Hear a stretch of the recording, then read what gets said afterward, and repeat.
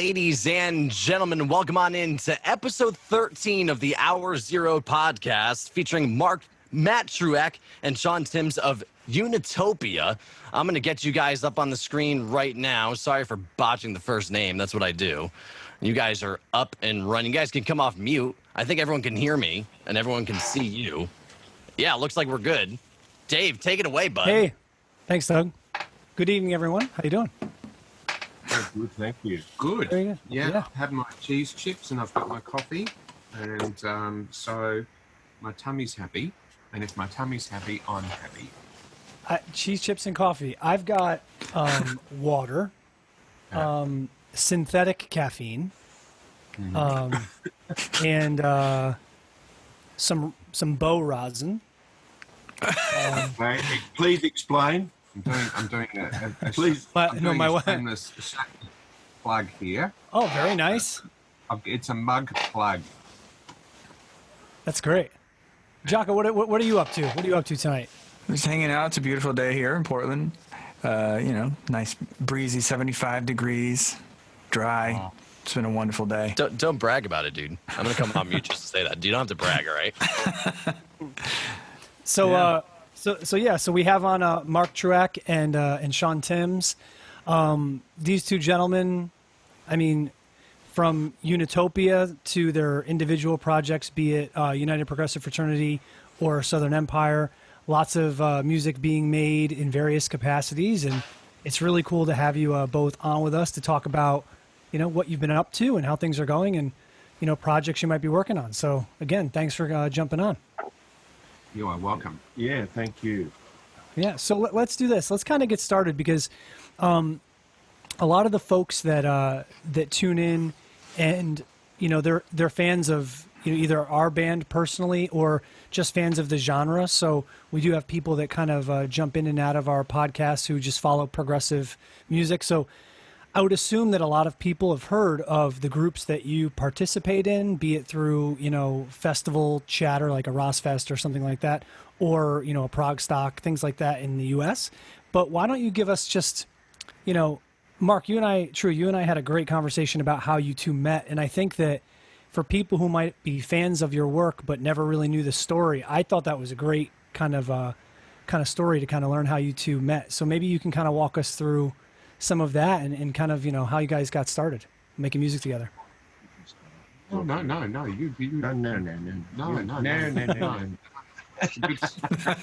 It's one of those relationships. That's great. I'll interject if I need to. Yeah, look, I come from a background. I thought you were going to say I come from a land down under. I do come from a land down under. What a great song. That definitely happened. Both and I, Sean and I, are English. We come from the UK. Although you wouldn't know looking at his hat. He looks a little bit more Frenchy. Yeah, it's Yes, the Chief Inspector Clear says speaking on the thing, Frenchy. We came out with our parents. It's obviously in different times in our lives, but my background is I started in the building industry. And eventually my life's journey, I did all sorts of things from fishing to, as in proper, paid fishing jobs, which were crayfish, which was also tuna fishing, and even had 5 weeks on a whaleboat, which was disgusting. But at the time it was extremely good money. And once again, it was a life experience. And then I eventually found a job in the record industry. First of all, in a record bar with a record shop called Seeing Ears. And then from there, I got a job with one of the major labels, which was EMI Virgin, and working as an executive there. And then over time, I'm just giving you the shortened version because then I met It's only an hour show. Yeah, it's only an hour show. So my introduction to Sean was quite a remarkable one, and I'll let Sean sort of fire that part up because it was quite an amazing little story. Well, Mark and I, before we met, used to actually buy these things, these strange things called records. I've heard of that. Records. Yeah. Vinyl. The myth. Yeah. Which we'll get to on that a little bit later. But yeah, there used to be a record store in the city that we both used to frequent called CC Music, and it was run by a guy called Grant Grant Herman. Oh, okay. I thought you were going to say his name's Herman. No, Grant Herman. Okay. Yeah, not to be mistaken with Herman. Herman, not Herman Grant. No. Grant Herman. Is he still around? Yeah. I Okay. still talk to him. All right, say g'day. Oh well. And so I went in and I said, "Oh, have you got the new Alan Parsons album, or have you got the new Yes album, or have you got the new, And he goes, "I reckon you might have a twin brother." And I said, "Okay, why is that?" And he said, "Well, there's a guy that comes in, and he's tall like you are, and dark, and he said he likes all the same music. Like Genesis and Yes and Alan Parsons and Supertramp and all of that." He goes, "Yeah." He said, "Do you want me to hook you guys up?" And I said, "Well, yeah, I'm single at the moment. I'm not seeing anyone. So, I thought that might be nice, So, he hooked us up, and Mark brought his wife, and that was a bit disappointing. He's leading you astray here. He's leading you really astray because he's not gay. No. Well, I was at the time, but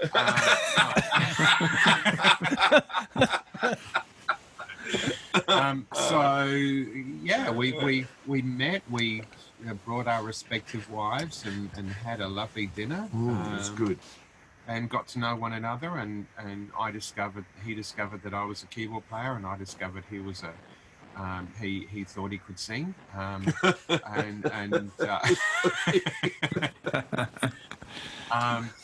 so yeah, we started writing. The first tune we wrote was "Take Good Care," it was taking care in this world, and then we changed it to take good care. Yeah, we kind of changed the chorus a little bit. And so that was the first song we wrote back in 1886. 1886. Yeah, before the invention of music. Yeah, 1886. No, 1986 and 1996. 96. Oh, make up your mind. Yeah, come on. 24 years ago. Yeah. So we're pushing on a quarter of a century next year. Yeah. So we'll have a big celebration. We will. And I think next year actually for us is going to be a bit of a special one. So Yeah, we'll definitely have to make it a special one. So and then we just started writing. We technical difficulties, guys. Give us 1 second. It took us about 9 years. Beg your pardon? A little bit of technical difficulties. Just give us 1 second, and then we'll resume that thought. Let the internet load up. You guys are in Australia, right? Yeah. We are in Australia. That's a far distance for that signal to travel, so sometimes it gets a little caught up. So I think we're okay now. You guys can start back up with where you were. Great.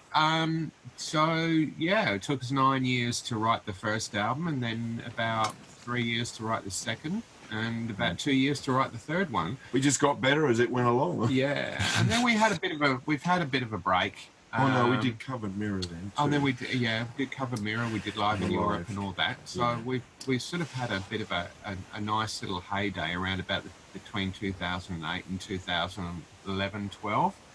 Then we had a little bit of a break, and we're sort of, I guess we're sort of back together, I guess, just exploring possibilities. Nothing concrete yet. We're just talking and doing these sorts of things, and I guess reliving our glory days a little bit. Yeah, I mean, look, it's quite remarkable, really, that the fan base has grown substantially during the time that we went off to do our solo projects. Obviously, people were very disappointed that we decided just to stop and not do anything together. But in behind the scenes, we wanted to obviously express ourselves in different ways. With Sean, wanting to go and work with a guy who he's known a lot of his young life, in Danny LaPresto. He's a great singer. Yeah, he's great. And he and Sean have always wanted to work together as well. So whilst this was going on, I then caught up with Steve Unruh, who basically was our guest on a couple of tracks before we went off and did our own thing. And I thought that he would be a great guy to work with, which proved to be, true. And after the first UPF album, which was really the last Unitopia album, and the same with the first Southern Empire album, it was virtually the last, Unitopia work that we did, but we redid it in a way which Sean thought, well, I'm going to write this a little bit differently so that it works for Danny. And then when I went off and took the songs, we changed them slightly and added a couple of other tracks. But it wasn't really what I wanted to do with UPF. I wanted to write something which would incorporate some very large, I suppose, the type of arrangements that I wanted it to come from every source that I could find. In other words, different producers, different narrators, which, as mentioned in Planetary Overload, there's a whole stack of different types of eco men, including Sir David Attenborough and David Suzuki. There's a whole swag of different types of things that made Planetary Overload the way I wanted it. And of course, moving forward, that's what we're doing with part 2. So, Sean, talk a little bit about where you went after Unitopia. Yeah, well, we met Guy Manning when we were over in the UK in 2010, wasn't it? Yeah. And just become friends with him and Mark with the first UPF album. Mark and Guy collaborated quite a bit on that, and Guy played keys, and so and Guy's probably more of by his own admission, more of a singer-songwriter than an actual keyboard player. And so he was Skyping me going, "Oh, Sean, what should I do here? I'm not going to be able to play what you've played. Can you send me a simplified version? And how am I going to cope with this?" And sort of, I guess, so we kind of developed a bit of from those conversations, a bit of a bond, a bit of a relationship. And Mark obviously developed a relationship with Guy because they toured together, promoting that first album. And so when, Guy he'd done Manning, he'd done The Tangent and worked on that. He'd done his own, solo album. So he wanted to do something a bit different, get a bit of I guess, an internet band together. He asked if I wanted to be part of that. So I started working on the first Dominic album with Guy, and then I was working on Southern Empire with the guys here. So that was more of a band rather than a project, and I guess that was, I wanted to try and do things as differently as possible as I'd done them with Unitopia, because I didn't want people going, well, that's just Unitopia with a different singer. And so I've kind of followed that principle all the way down the line. I think it would have done Unitopia a bit of a disservice to kind of, I guess, follow the same sort of path, but just with a different bunch of guys. I wanted to keep Unitopia as a really quite a unique entity and create something different. And also it allowed me to explore the heavier side of things, because I do, Unitopia is sort of, I guess, sort of me quite that, Genesis-y side of, Genesis and Yes and Supertramp and Alan Parsons, which I love, but I also like the slightly heavier stuff as well. So if you had to qualify, what valves are you turning off when you're thinking of Unitopia and then trying to do something that doesn't sound like Unitopia? What is that? What do those decisions sound like in your head? Oh, look, I just think it's a mindset. I think it's a matter of writing for who you were collaborating with at the time. So when Mark and I write, I've always got his voice in my head. It's like a little woodpecker, just sort of going. It was really good.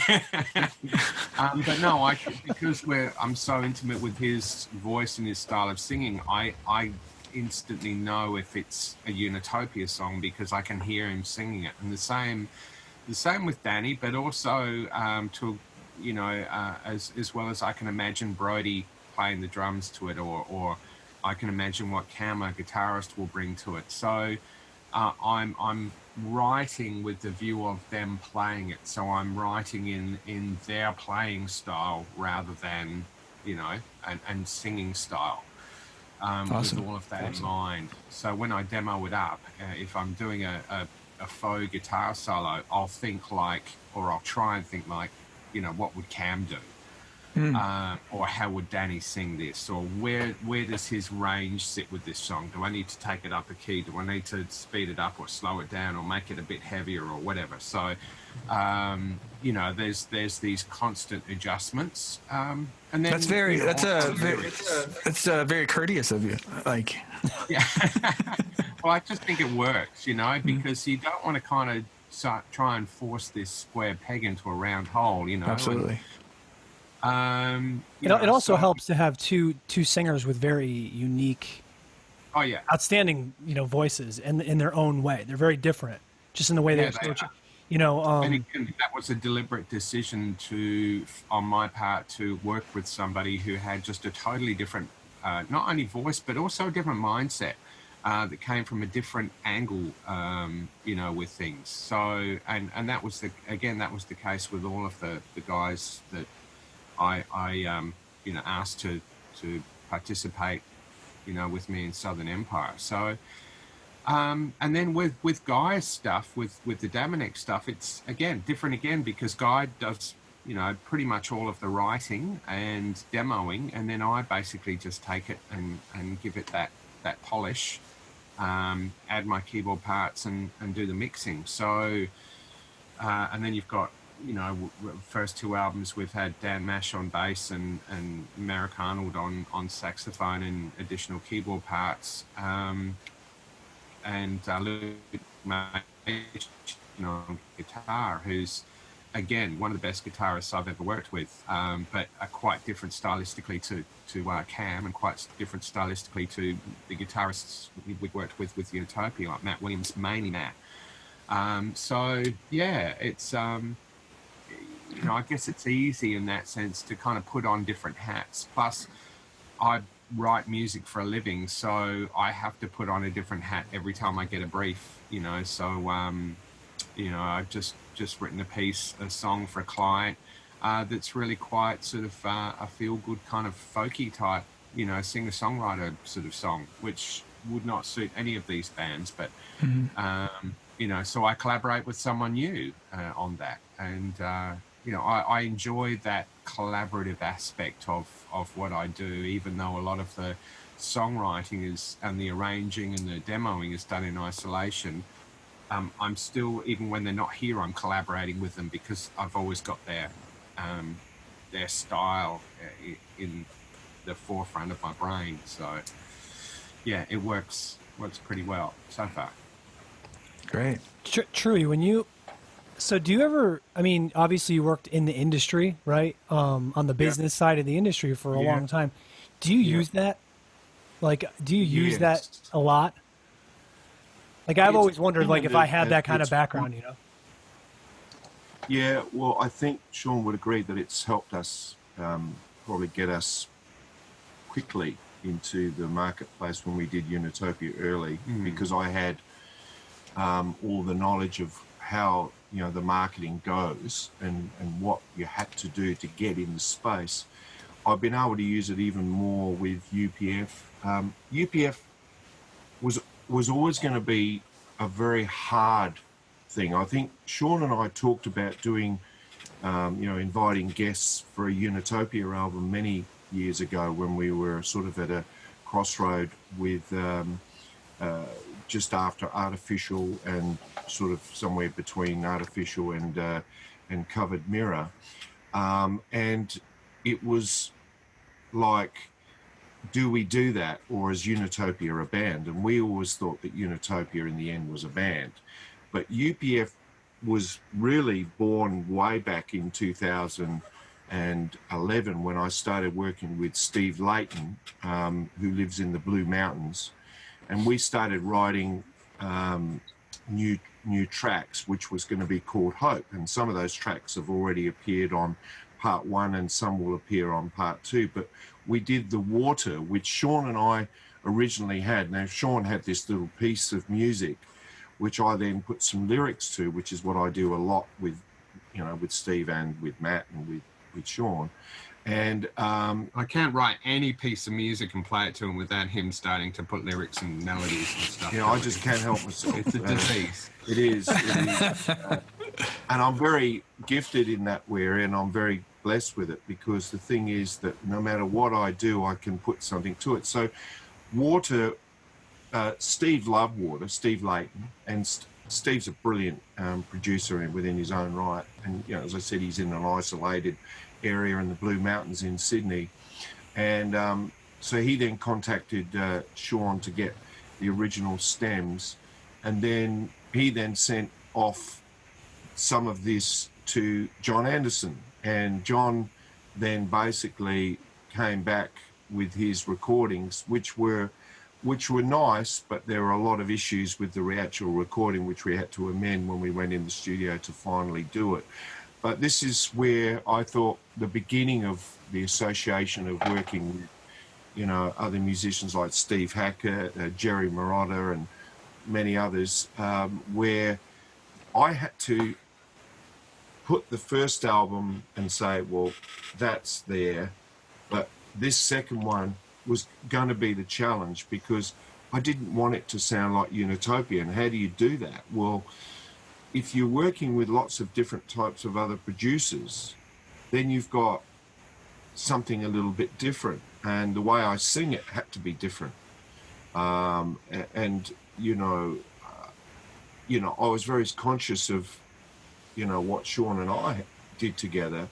But when Steve and I made it very clear to Steve that I just did not want to, sing the same way as I normally would as if I was with Sean, because Sean would be my mentor and direct me in so many different ways to make sure that the song fits with the music that he's developing or whatever it may be. So this was the real challenge for me, which I think, in the end, we actually achieved, a wonderful album. I'm not saying it's the best album, but it's a wonderful album, and it has so many beautiful highlights, I mean, Sean and I worked with an orchestra on the first album, the Adelaide Arts Orchestra, which is fabulous. And we've got footage of that somewhere around the place. And it was just wonderful, wasn't it? That Sunday I came back from surfing down the coast. Sean needed me in the morning, so I left very early from the coast and came here, and all the orchestra were here, and we laid on cakes and coffee. And unfortunately, the conductor, who shall remain nameless, yes, due to possibilities of legal action, is under investigation for underage child grooming. Yes. Which is not real good. Yeah, so I don't think we'll be using him again. No. That's another story. Yeah. Yeah. So, but we used... did you score that yourselves? Or did you just kind of outline some things? Look, that the gentleman who shall remain nameless, he did a lot of the orchestrations for us, so we appreciate his involvement, even though we don't appreciate his ethics. Yeah, exactly. And using an orchestra is obviously wonderful because and Sean, over the time of all of his albums, he's always used the string sections and so forth. Love live strings, you can't beat it. It's just magnificent. We had the opportunity on Seeds for Life, which is an epic on Planetary Overload, and features Steve Hackett, Nick Magnus, Juice Garcia. Those hacks, yeah. And we used it, unbeknown to people, because we weren't allowed to use for copyright. The Disney Philharmonic Orchestra played the orchestrations on that, and we had them under the name the Fraternity Symphonic Orchestra. So, but you know, working with orchestras and working with environmentalists was a dream come true for me, because I've always followed that. And you would know that even to less, but always in our minds, even with Unitopia, we always sang about certain things with our world, you know, the world eco and so forth. So it's always been a part of what both Sean and I have done. You know, it doesn't matter whether we're with the Empire or with UPF or Unitopia, we do have that same feel inside of our minds that we want to express those issues that we confront each day. It's wonderful work. I mean, the amount of I love the Unitopia stuff. How it is very worldly. Like you get a world music feel to it, 100%, and it works perfectly with the genre that we all love so much and inspired by. So yeah, it's wonderful to listen to. Sorry to cut in really quick. I do have some questions from the chat. Will Young says, "Can Mark and Sean sing their football club songs?" I also have. I'm just gonna throw some out here. They asked them to sing their Morrow.com promo. They'll know what I'm talking about. And then also another question by Joe Callahan. What was the reason for the surprise Quest label in the 2018 Rozfest? Oh, okay. 17. 17. It might be 2017, yeah. Well, look, let's talk footy first. Yeah, we'll do footy first. My team, the Port Power, are on top of the ladder. So we haven't lost a game yet. No. And Mark's team, the Crows, haven't won a game yet, so they're right at the bottom. And let me just say something too, which is very, very important. I don't think there's much you can say. No. Maybe sorry. No. He loves the banter, I tell you. I was just saying to Sean earlier on when I first came in, is that our hats have changed. He's become the comedian, and I've become the straight guy. It was the other way around in the early days. And let me just say this. Port Power are undefeated because they finally got their act together. They've been a very strong team over the last 3 years, but they've hiccuped and almost strangled themselves along the way. But this year they haven't put a foot wrong. My team, my true team, is the team I used to play with, which is Sturt, which is in the local Sandful Football League. And they're at the top of the ladder as well. And but the Crows I followed because of some of the players from Sturt that went to the Crows, because that's what happens. It's like see, he's jumping ship.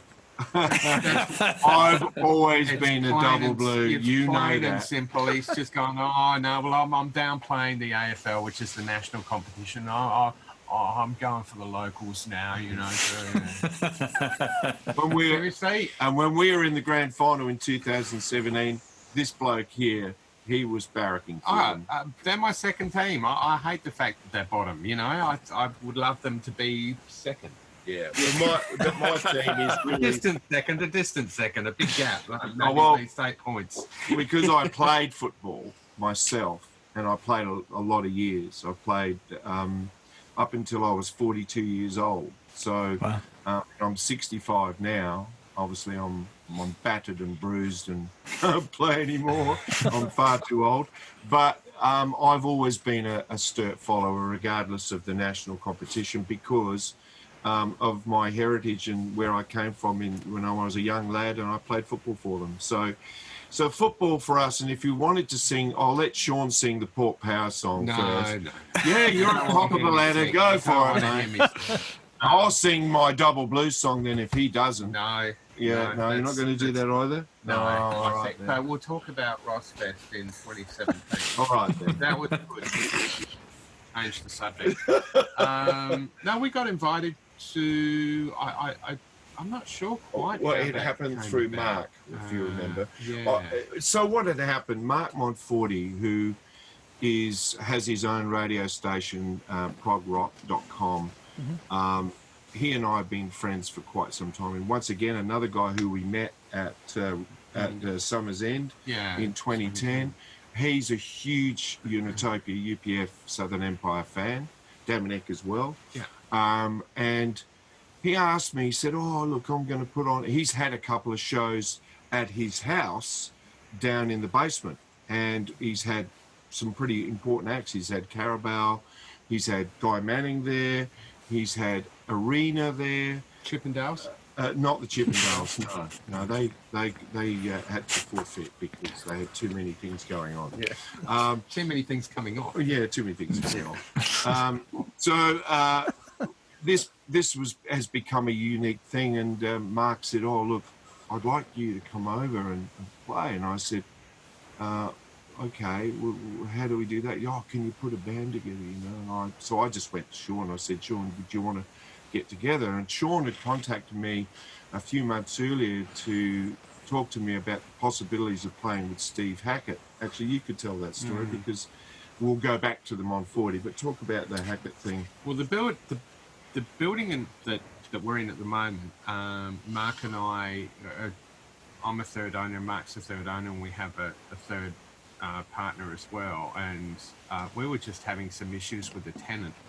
And so I rang him just to chat about that and to fill him in. And I also had been contacted by the promoter that was bringing Steve Hackett over, that there was a possibility that he wasn't going to bring his band, that he needed to pick up a band and a lead singer here. And so there's no one I could have, thought of would be better to sing Steve, Hackett's Genesis tunes than Mark. So I rang him to alert him to that, and Steve ended up bringing his own band, which was great, and we got to see him in Melbourne, and I got to, when I went over to the UK, I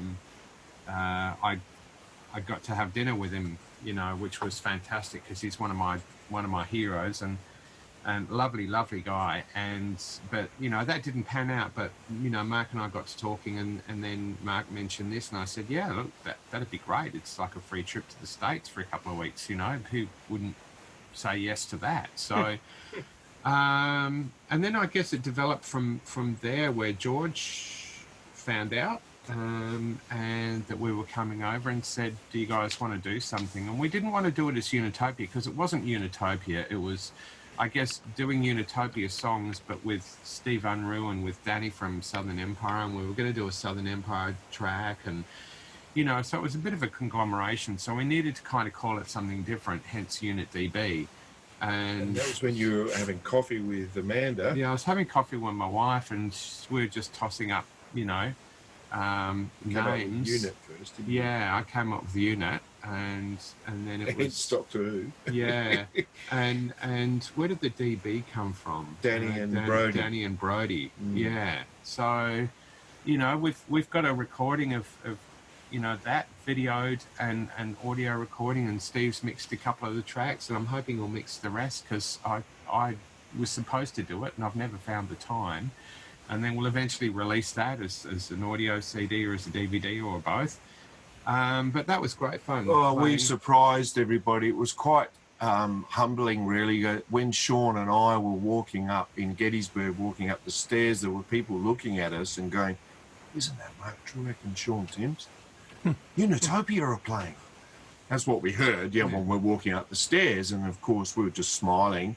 But we did have a surprise. We surprised a lot of people. In fact, we even were... ourselves a little bit. Yeah.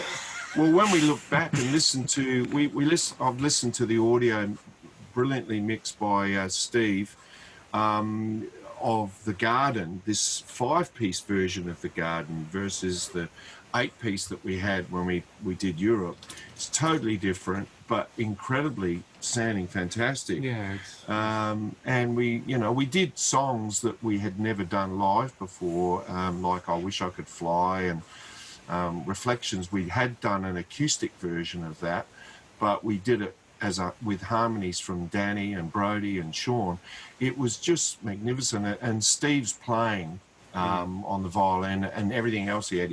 We called him the Swiss Army Man because he played everything. He was amazing what he did. He's a freak. In a nice way. Yeah, I mean, Steve Unruh is just one of those special people, that can play instruments. And, even though he says, oh, my main instrument's my violin, but when you hear his guitar playing, his drums, he's good at all, It was great to have Brody and Danny from Southern Empire as well, because neither of them had toured before, not to that level. And so, especially like, Danny and especially Danny, but both Danny and Brody were like kids in candy stores. So it was just like, this is fantastic, we went to DC because it's not far, from Gettysburg, and spent a couple of days there looking around and just to see all those monuments and those incredible places was fantastic. I'd been before, so I was able to kind of, here, let's look at this and show them this and that, and and then it was great having to have Moon Safari and Neil Morse on the same bill, and we went on before Neil Morse, and sort of Neil he came and saw us, didn't he? I've been a huge fan since like early Spock's Beard. I think I got into them their second album, and so he just came in and said hi and shook hands. He came in. Yeah, photos, he was good. And it was really, really nice. And he came in, and the first thing he said to me was, "Great set." Yeah, that's he what really he said. He that enjoyed set, it. which was high praise indeed. Yeah. And then we got to see Moon Safari and hang out with those guys, and seriously, their harmonies are just it's just blow your mind. So that was really, really good. And then we played Mark, and then we went up and played Mark, and unfortunately Sean fell sick. I had a virus. Influenza B. Ever since I've been getting my flu shot every year, but like seriously, I was so sick that the second show we did on the Saturday night, was it? The Saturday? Yeah, the Saturday night. We did a Friday and Saturday. Yeah. I don't remember. Apparently I was playing. He was playing like this. Like this. It's almost like he was trying to find the keys. And in between songs, apparently, I don't remember the gig at all, but I would go and lay down on the floor next to the keyboard. And it's then the worst. They'd sort of, Mark would do something with Steve and chat for a bit, and then... Yeah, we got through it really well. I mean, it was unfortunate. We wanted to do so much more for Mark, and then we're due to play this year as UPF. We're putting together, which we did put together a very great set doing Unitopia and UPF stuff. And, unfortunately, COVID come along. So what we are doing, which is going to be released very soon, is a brand new video of Gone in the Blink of an Eye. And it is all of us, Lisa Wetton, Steve Unruh, Cam Blocklin, John Greenwood, who is our new guitar player for another project, and UPF, and very well handled. Thank you very much. And also the likes of Jammer Smelts, who we've only just discovered. Lisa's known him for quite a while and's loved his sax playing, and he's just a great guy. Tommy Murray, who plays drums with what's the name of his band? You tell me.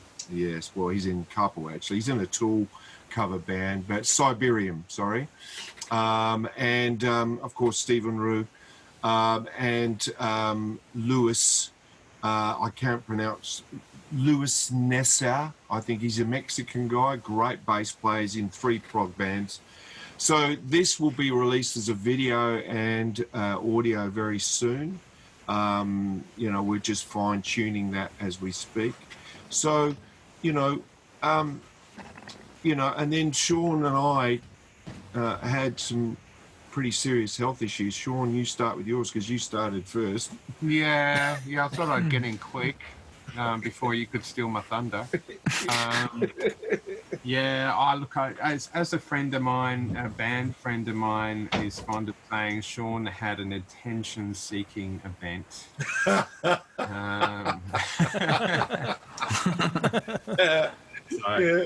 The doctors call it a heart attack. Oh man. But, you know, my dad had one at 58 and he's still going strong at nearly 82. And so I thought I'd beat him to it by a couple of years and have one at 56.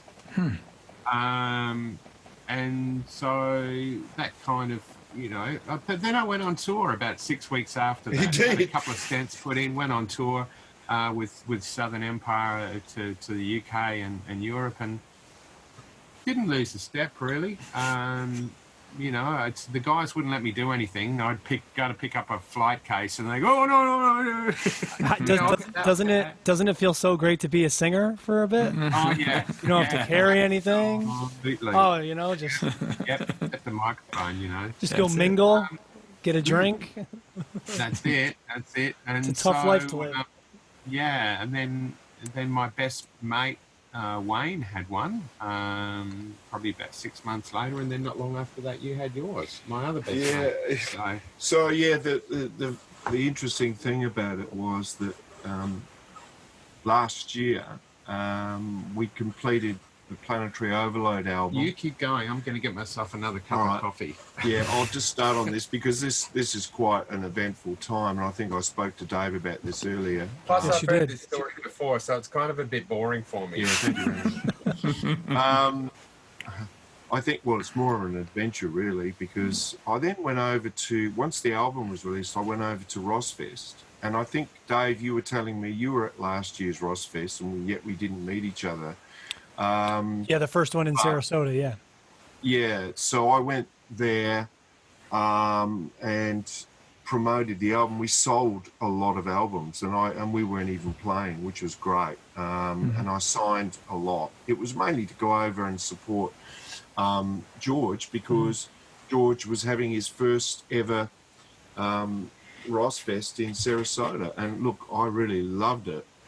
I got an infection on my toe while I was there, so that's the first start of the medical issues. And then when I came back, I went to the doctors because I was not feeling 100%. So I had a test and found that I had a tumor on my brain. So I had the choice of waiting a few more months or getting it removed, and I decided to take the first choice of getting it removed. So I got it removed, and I'm still really recovering from it because of the way that they operate. I won't go into detail. It's quite gory, really. But then a few months later, I had a rehearsal with the UPF Acoustic, which I've got going, which is an acoustic version of UPF here in Adelaide.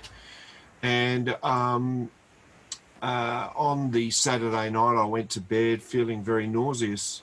And so I basically thought that this was maybe food poisoning. And then in the morning, I got worse, and it was still getting worse. I wasn't feeling well at all. And then we called for an ambulance and realised I had a heart attack. And so I went and had a triple bypass. Unlike Sean, who had stents, I needed to have new arteries put in and have a proper bypass. So I had that. And then in February this year, I had polyps, cancer polyps, which I'm on medication for, on my bowel. So I'm running out of organs, actually. The only organ I want to work with now is Sean's organ, and that's the one that he plays. And then COVID. Quite regularly. So that's Rich, just brings us where we are now. And we're recording something very special, which we won't go too much into it, but let's just say that it's for the box set. You know, it's very special, and we're quite excited about it. Sean has got his creative juices going with all 3 projects that he's working on. I've got my other project was the Romantics. I've just recorded, and it is, if you weren't aware of this, inside the first album of Planetary Overload, there's a second album, which we just did as a counter promotion of a project which is Steve, Chris Lebled, and myself. Now, if you don't know who Chris Lebled is, he's like a French Vangelis. He's incredible. He's worked with John Anderson. He's got several tracks that he's worked with John. He and I collaborated on a few tracks, and then we decided, let's do an album. So we did the album. We thought, what are we going to do with this? So to promote it, we put it with the Planetary Overload, because we also did 4 different versions of 4 tracks from the original Planetary Overload album. So it's like a different way of expressing those songs. So we thought with the second album that we're doing some covers of Unitopia, UPF, original songs, a new version of Water with John Anderson, which he's done some new vocals to.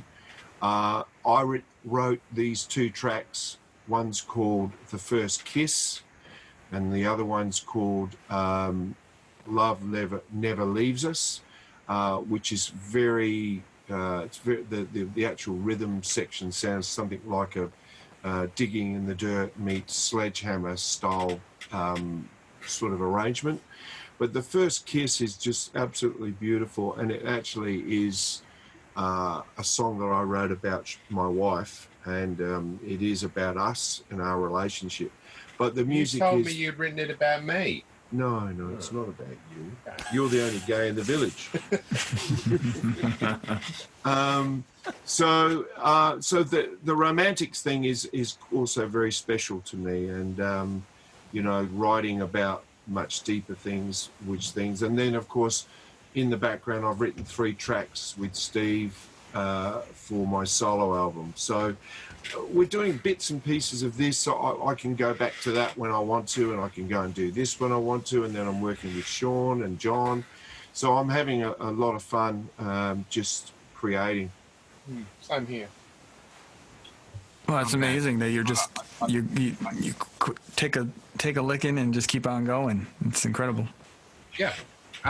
He's going to get his coffee now, so we're tag teaming the coffee run.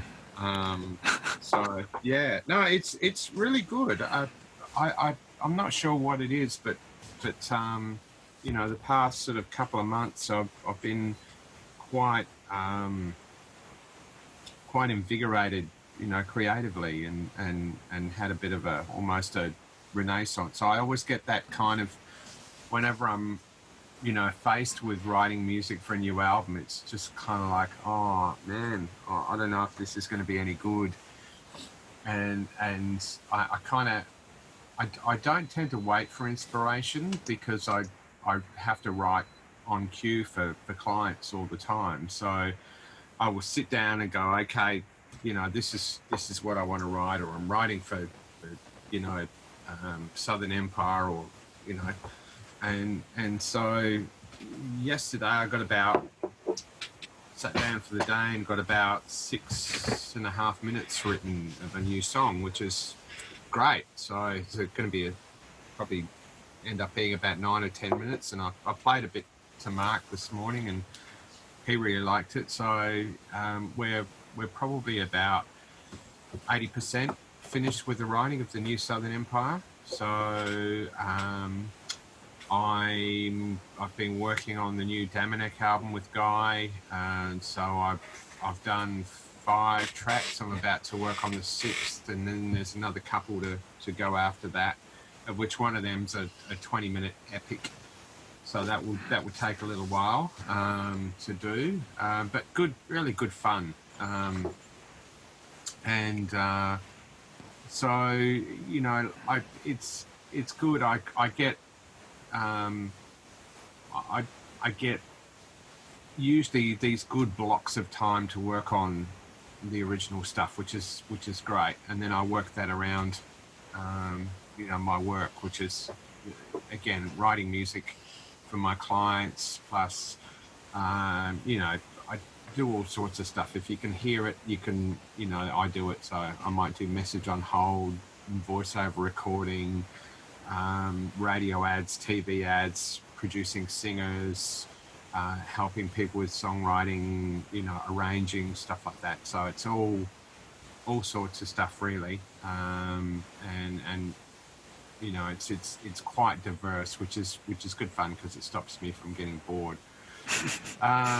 Well, yeah, it's probably invigorating in itself, right? To just sometimes you probably have sessions with people and take that energy back, and you get into your 20-minute epic, and you heard something during the session that you probably can play it later, put it in the back of your head and say, I should attack that later.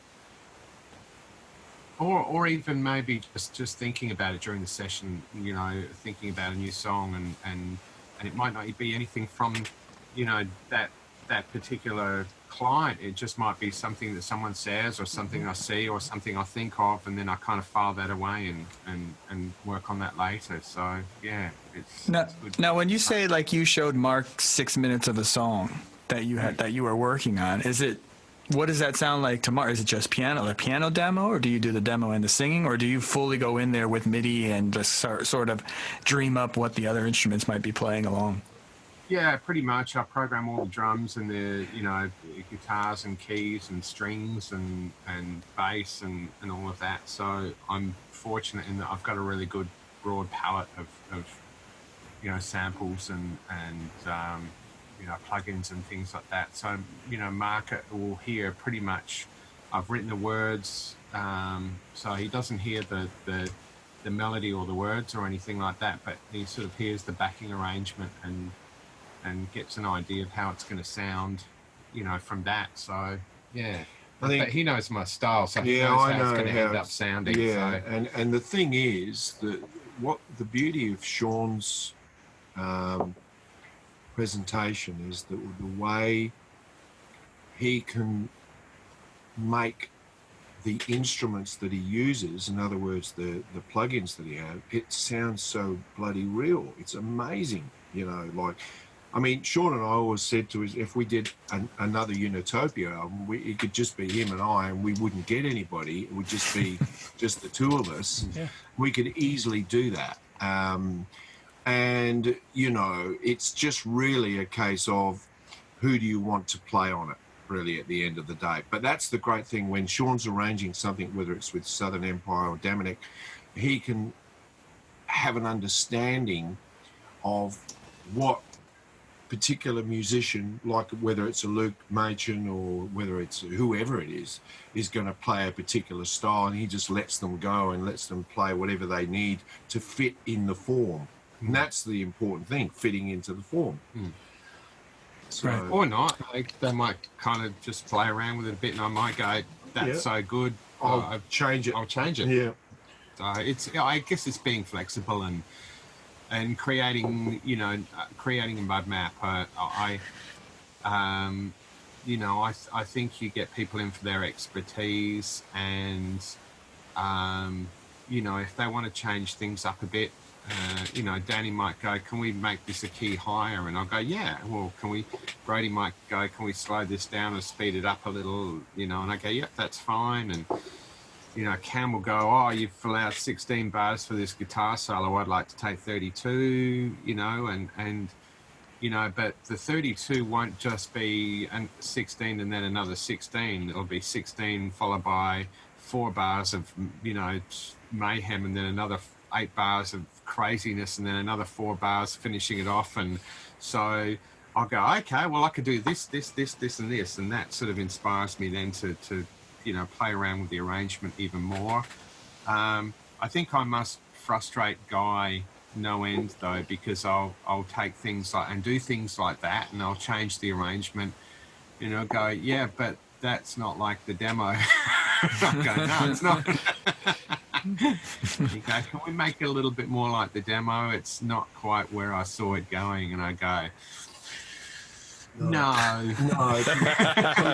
You say no. No, you need to trust me. This is going to sound great. So, you know, and sometimes I manage to twist his arm and sometimes he manages to twist it back. And, you know, it's this constant, I guess, wrangling, you know, with Guy and I, that he'll kind of try. I'll take it quite a way away, you know, sometimes, and he'll try and pull it all the way back. And, you know, and it's a bit of an arm wrestle or a bit of a tug of war in a good way. You know, I think we kind of iron sharpens iron, where he'll have a quite a clear direction of where he wants the song to go, and I'll chuck it out the window and start again, so to speak. And, you know, and then he'll go, whoa, hang on, you know, and I'll say, oh, okay, all right, you know. So we work together on that, you know, and sometimes it's almost picking your battles as well, you know. It's kind of like, well,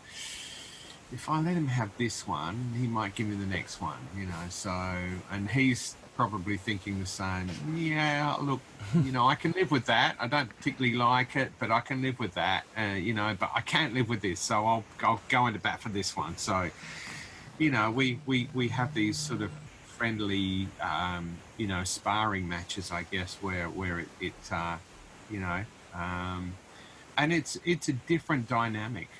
But what that does is that produces, again, a different quality of product, Right. which is good.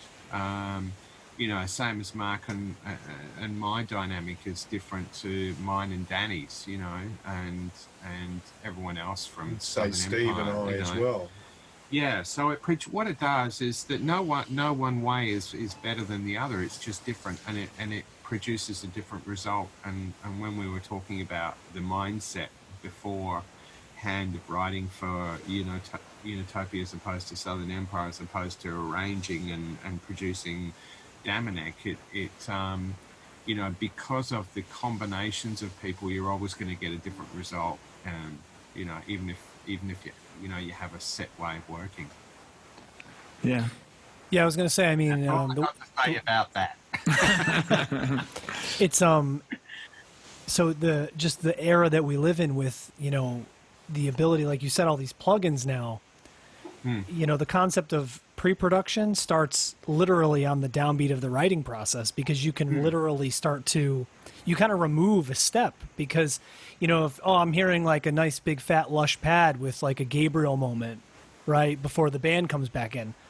Well, you could just do it in a couple seconds there. You could add that in, and you actually get to evoke that feeling in the writing process. And that's it's a good thing and a bad thing too, because to your point, it happens with us all the time. So we write a song, and then if we were in the rehearsal space, it would be, I would raise my hand and say, I don't know, what if we went to like, you know, a C major section here? But instead, because we're all segregated right now with our own little home studios, you know, just here comes a fully written chorus with a completely new vocal part with a completely different instrumentation. And then, well, this is actually what's happening right now when a song we're working on. And then Jake goes, you know, it's not really what I was thinking. But because it's so far, if I had just said, what if we did the C thing and we did it as a group, it probably would have just come out in a different way, versus hearing these like very disjunct kind of approaches to moments, versus hearing everyone's input as a collaborative and hearing it as like a demo version of that chorus or that pre-chorus or something. So Yeah. it's like, it's so awesome, and to have all these tools. Sometimes I get caught up in them myself, and I get too much like into like, oh man, like nothing sounds better than, you know, a clean strat with a little bit of chorus on it. It just sounds good. You know, like, and I'll sit there and just pluck that out. Jake, I got to send you some stuff. I just plucked something out the other night. Please do, yeah. It sounds so good. But you can get caught up in that sometimes, and it's hard for some people like myself to keep your eyes on the prize and forge forward and make sure you're making, you know, progress. So I can empathize with that arm, the tug of war. We work in one project currently, right? Jake plays in a bunch of different groups. John, my guitar player, who's not on tonight, you know, plays in a bunch of different, whether it's cover groups, jazz stuff. My brother Doug teaches drums and does things like that. And Mark, my keyboard player, does things. And I do this, you know, full time as far as being in this band. But because everybody has such distinct voices, it's almost like working with 5 different bands at the same time and somehow trying to make something happen out of it.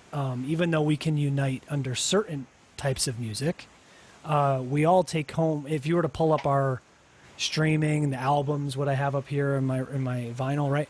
It's very, very, very different from person to person.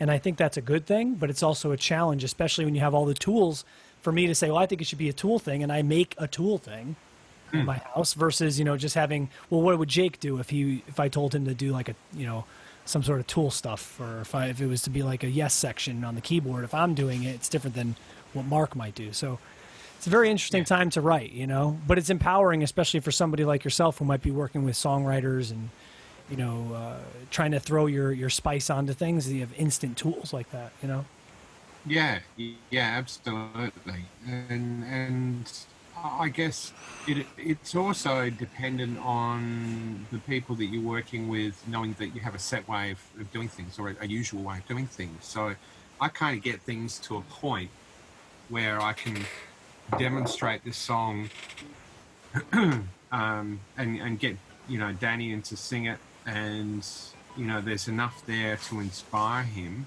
and then I'll get Cam in, and then there's enough there to inspire him, and then Brody and Jazz, to get them in, and there's enough to, I guess it's just having enough to inspire them, to say, hey, I could do this, or hey, I could do that, before it goes too far down the track, before you lock in things. And so, that's why I work on 2 different platforms. I work with Logic and I work with Pro Tools, and Logic is my sequencing and Pro Tools is my audio. And so before I kind of print anything to Pro Tools, with Logic I can change the key nice and easily, I can change the tempo, I can change pretty much the arrangement and move it around.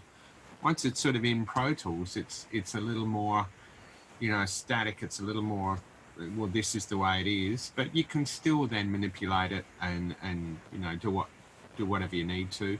And there's no problem about going back into Logic, and if we need to speed it up or add a little bit here and there, just doing that. Brody might go, you know what, this section would be better in 7/8 rather than 4/4, and I kind of go, oh, 4/8, okay, back into Logic. I mean, Logic, I argue with Jake. We haven't really argued, but Jake's a Pro Tools guy, and I use Logic, and John uses Logic. Actually, most of the guys in the band, Jake's the only Pro Tools guy, now that I think about it. But I've always thought Logic is it's great for comping down parts and sketching and writing. I just think it's a better tool for that. I'm never going to mix a record. Well, I don't want maybe someday, but I'm not here to mix a record. I'm not a producer per se, right? But I've heard kind of similar stories where people, they'll do a lot of the comp work, the writing work in Logic, and then fly it, into Pro Tools to kind of do the actual, completion of the process, right? And that's the way, because I've been using Pro Tools since it very, very first came out, back, what are we talking about, 25 years ago now? So, no, 35 years ago. My goodness, my mid-20s. So 30-odd years ago, over 30. Right from when you had a single rack space, and that was 4 channels, and you could gang up to 4 of them and have 16 channels of audio. And then I remember the hard drive was 3-unit high rack, like 19-inch rack, 3 units high, and probably about as deep again. In it was, on the back was a big scuzzy, Kachunka plug, and you had this hard drive inside, which was half a gig. Right, wow. We're talking, you get a thumb drive, you get a USB drive that's got like 64 gig or 128 gig on it. This was half a gig, and you paid $5,000 for it. Oh my God! Yeah. And the whole system would cost you, $30,000 to $40,000, including like a Mac Quadra 950, which was a huge, great big Mac, cream Mac. And that was the only thing that was powerful enough to run it at the time. And you know, and it's like the old Fairlights. You know, I got in on the ground floor of using Fairlights because the studio that I used to do a lot of sessions for back when I first started had one, and Mark, the jingle writer there, paid $30,000 for it, and now you can buy an exact replica of it for your iPad for $30. Yeah. So we're talking like, you know, Someone's been making a lot of money somewhere along the line. absolutely. So, you know, I remember the first CD burner I bought was $5,000. It was a Kodak, and again, it was about the size of a, you know, 3-unit high 19-inch rack, and again scuzzy. But and I was using Logic way back then, so I got to use Logic even, you know, when it was before it was Logic, really. When they were running on Atari computers, and so I forget what it was called before it was Logic. Someone would be able to tell me. I remember WordPerfect. Notator, yeah, I think it was Notator or something like that, or Let's find out. but somebody will go, oh, it's this, you know, and so I've been using, and that was when Logic could only do sequencing, Right. and that's all it did, and you relied on a few little, you know, plugins and things, you know, that you'd put into it, and it was just basically just MIDI. You'd MIDI up your modules and your keyboards to it, and Pro Tools was a very sort of basic, rudimentary, non-linear audio editing. So I grew up with those in parallel, and so I still do it that way, you know, because that's the way I've, you know, and I'll sequence everything in Logic. And then I've got my Logic audio interface, which is an RME audio interface running into my Pro Tools interfaces, and I can get 14 stereo pairs. So, you know, It was so Notator. 28 Yep. tracks. Notator Logic Notator, yeah. by C-Lab. Aha, yes, that's it. Yeah. And so, you know, I can get 14. So I can print the drums on 2 tracks, the bass on 2, and then get up to 14. If I need to do a second run, I do a second run. But, you know, it's only if you're working on a 20-minute song that it's going to take ages, you know. But Back in the day, we used to use me. That was how it worked. We would rehearse for 5-6 hours every Friday, every Wednesday, and then maybe one other night. We didn't have anything to record on at all, so we go to the next rehearsal and just hope that I remembered everything that we played. And seriously, that's what we did. And if the other guys were on here, I've been playing with them for about as long as you two have been playing together. We started playing together in '97, so that stays on this chat. I'm never going to talk about that again. But we were young, you know, in high school, and then we started recording into my old bass player's Zoom pedal on the loop button, because you could get 4 minutes, so we could run from the mixer into it, and then we got a mini disc. So yeah. Anyway, Those were the days. yeah, you had to remember. That's I guarantee that served me well. That was a skill I used to have. I mean, I still have some of it, but nothing like I used to. I can remember every lick, every downbeat. I couldn't play it, but I could sing it back. You know what was played and stuff. It was great. The glory days. Now I can't even remember what I had for dinner. I didn't eat dinner. That's probably why. I haven't packed dinner. But listen, let's do this because we're at almost 15 after 9. So based on everything going on in the world and that you guys have both been through a lot, right, over the past year or so, is there anything you want to let your fans know and our fans and the folks that have tuned in, about just music in general, the situation going on in the world, the good and the bad, just about, is there like a takeaway that you've had over the past months, that you both kind of,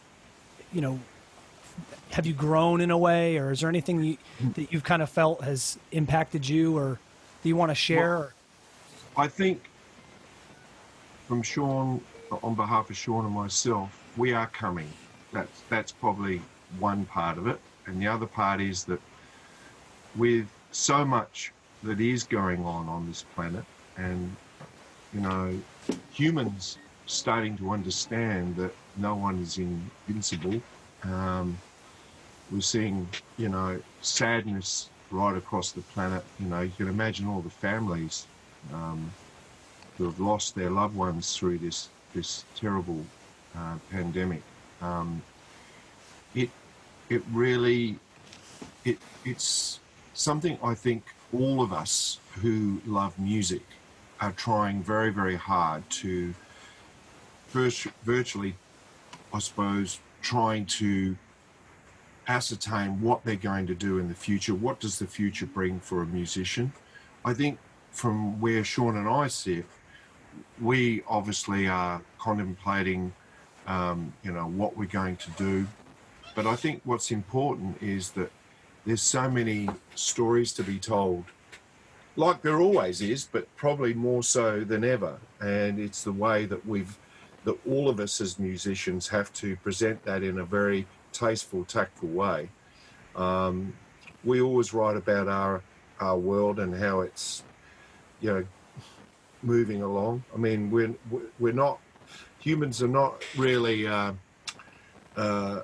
understanding in so many ways. I mean, with what goes on with racial problems that we have across this planet, we have it here, particularly in football. Our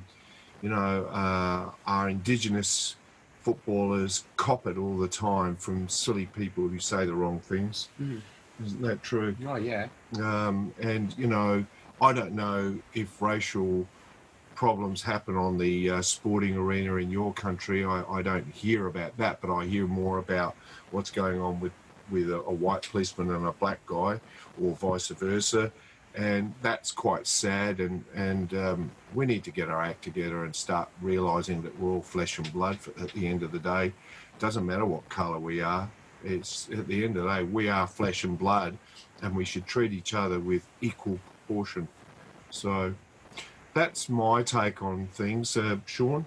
Oh, look, and I think probably summing it up, what you said is I think this whole kind of period in human history is quite unique, but I think it's brought a lot of people clarity. That's the kind of word that resonates for me, is clarity, in that we're becoming clearer about what we can endure, what we can reject, what we can, what we'll accept and what we won't. In the area of, do we really need this? Do we really need that? What's really important? And what Mark was touching on before, as far as, the things that are important and the things that do matter to us. And they might be slightly different to, the person down the road, or, a neighbor or a person across the other side of the world. Their needs are different. But the fact of the matter is that I think people are kind of boiling it down to what essentially is, what matters to them and what matters to the people around me. And I think people are becoming clearer about that, because they're having time to think. I know, me personally, I'm sort of in so many bands to kind of try and, make a living out of music. And now without those bands performing, it's not only the performances, it's the rehearsals. So I would regularly have 2 or 3 nights a week where I'm out at rehearsals, and I'm playing with bands most weekends. So I have that time now where I can actually just, do what matters, do what's important. Things like spending time with my family, my wife and my 2 boys, and, spending a bit more time with them, spending a bit more time, just interacting with people, with friends and family, and, spending more time with them, and spending more time writing, writing new material and things like that. So I think it's just about that. Hey, we've been forced to take a breath. We've been forced to sit back and take stock of what's going on, by this these events, and this particular point in human history is, as I said before, it's really quite unique, and I think that will you know, when we had,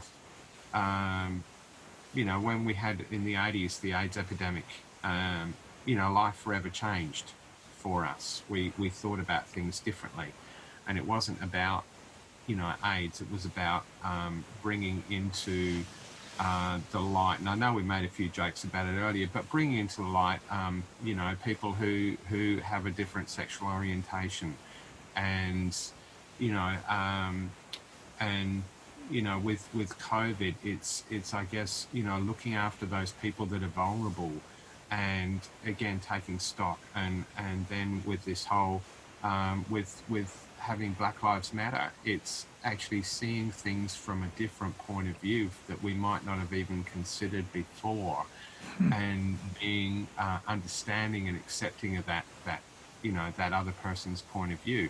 And we don't necessarily have to agree with it 100%. We can just, but we can take something out of it and say, okay, I see your point, you know.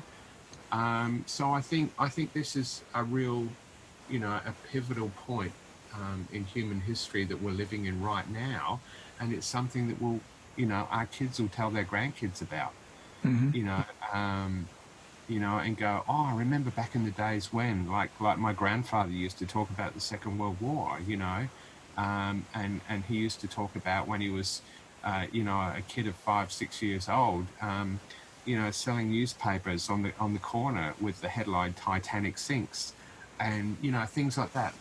These will be stories we'll tell our kids and our grandkids and our great grandkids if we live that long. And so, you know, I think that the good part about that is that I think that by and large this will bring people together rather than force them apart, and that's really what it's all about.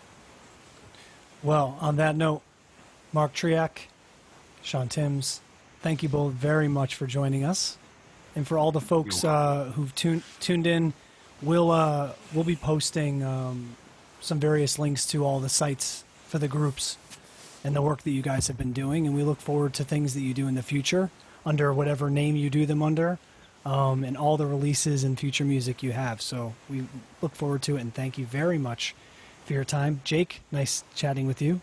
Thanks, man. Doug? Yeah, thanks for stopping by, guys. It was awesome to listen to your stories, and you know, fucking fantastic. I had to at least swear once, so there we go.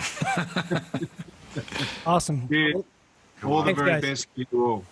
Doug, play us out. Already on it. Thanks so much, everybody. Cheers, guys. you. Cheers. Bye-bye. No worries. We'll talk soon, and all Definitely. the best with your music as well. Looking forward to hearing some. You guys are both welcome to come rip on some songs. Nice. That'd be good fun. If you ever need a keys player, let me know. I won't tell our keys player. He'll be happy to. No. You guys can set up and shred and stuff. It'll be great. That's it. Yeah, do stereo shredding. I think it'd be great to sing with Mark, because I've got you know, he can take all the melody stuff and I'll sing all the upper harmonies and things. Upper harmonies, yeah. Sounds Absolutely. Yeah. All right, guys. Beautiful. Cheers. No, I'm always available. Thank you. Play out some music, Dougie. Oh, yeah. Thanks.